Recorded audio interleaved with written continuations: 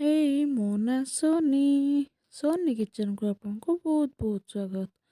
ଚାଲନ୍ତୁ ଦେଖିବା ମକର ସଂକ୍ରାନ୍ତି ପାଇଁ ଗୋଟେ ଆଇଟମ୍ ବନେଇବା ଯେଉଁଟାକି ଠାକୁରଙ୍କ ପାଖରେ ଭୋଗ ଲାଗିବ।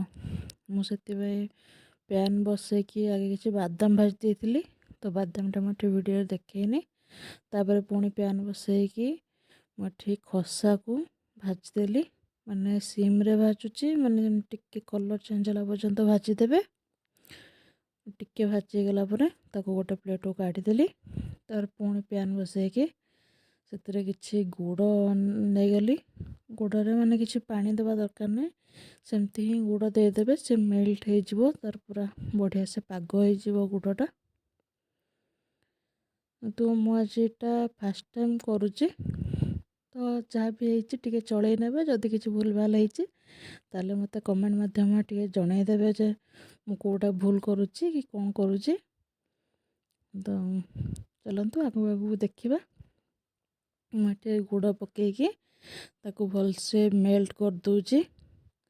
ଏମିତି ମାନେ ଗୁଡ଼ଟା ଦେଖିବେ ଯେମିତି ଟିକେ ଏମିତି ମୁଁ ଟିକେ ଉପରୁ ପକାଉଛି, ମାନେ ଏମିତି ତାର ଭଳିଆ ହେଇକି ପଡ଼ୁଛି, ତାହେଲେ ଜାଣିବେ ଯେ ଟିକେ ଗୁଡ଼ଟା ଟିକେ ହେଇଗଲାଣି। ମୁଁ ତାକୁ କଣ୍ଟିନ୍ୟୁଅସ୍ ଚଲେଇ ଚାଲିଛି। ତାପରେ ସେଥିରେ ଯେଉଁ ଭାଜିକି ରଖିଥିଲେ ଖସାକୁ ଦେଇକି ତାକୁ ଆମେ ଏବେ ମିକ୍ସ କରିବା।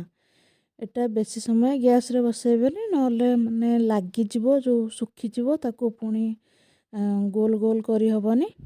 ସେଥିପାଇଁ ବେଶୀ ତାକୁ ବସେଇକି ଭାଜିବେନି ଗ୍ୟାସ୍ରେ। ତ ଅଳ୍ପ ସମୟ ପାଇଁ ଖାଲି ଟିକେ ଯେମିତି ମିକ୍ସ ହେଇଯିବ।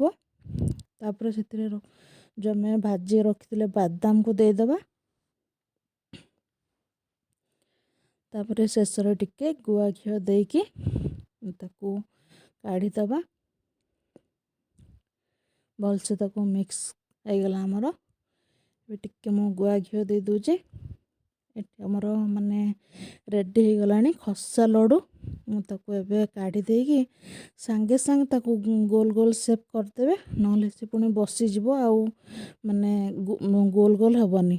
ମୁଁ ସାଙ୍ଗେ ସାଙ୍ଗେ କାଢ଼ିକି, ଟିକେ ଗରମ ପୁରା ଥିଲା, ସାଙ୍ଗେ ସାଙ୍ଗେ ତାକୁ ଟିକେ ହାତରେ ତେଲ ମାରିକି ରାଉଣ୍ଡ ରାଉଣ୍ଡ ସେପ୍ କରିଦେଲି। ତ ମୋ ରେସିପି ଆପଣଙ୍କୁ କେମିତି କ'ଣ ଲାଗିଲା ମୋତେ କମେଣ୍ଟ ମାଧ୍ୟମରେ ନିଶ୍ଚୟ ଜଣାଇବେ। ଭିଡ଼ିଓ ଭଲ ଲାଗିଥିଲା ଲାଇକ୍ କରିଦେବେ। ଏମିତି ନୂଆ ନୂଆ ରେସିପି ପାଇଁ ସୋନି କିଚେନକୁ ଲାଇକ୍, ସେୟାର, ସବସ୍କ୍ରାଇବ୍ କରିଦିଅନ୍ତୁ। ପାଖରେ ଥିବା ବେଲ୍ ଆଇକନ୍କୁ କ୍ଲିକ୍ କରିଦିଅନ୍ତୁ। ରହିଲି, ବାଏ ବାଏ। ସମସ୍ତଙ୍କୁ ହାପି ମକର ସଂକ୍ରାନ୍ତି। ଜୟ ଜଗନ୍ନାଥ। Bye bye.